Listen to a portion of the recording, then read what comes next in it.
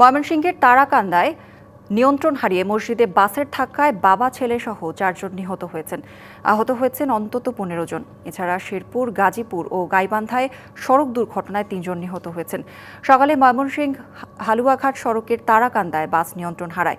নিহতরা হলেন পারভেজ মিয়া ও তার ছেলে হাসান মিয়া। নারায়ণগঞ্জ থেকে পারভেজ তার স্ত্রী, সন্তান ও শ্বশুর বাড়ির লোকজন নিয়ে তিশা পরিবহনের বাসে হালুয়াঘাট যাচ্ছিল। সকাল 8টার দিকে পশ্চিম ফকিরবাড়ি এলাকায় নিয়ন্ত্রণ হারিয়ে বাসটি মসজিদে ঢুকে যায়।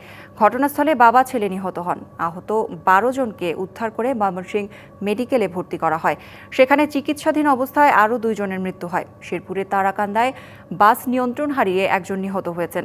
আহত হয়েছেন অন্তত 25 জন।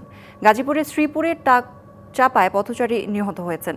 গাইবান্ধার গোবিন্দগঞ্জে সড়ক দুর্ঘটনায় মারা গেছেন 1 জন।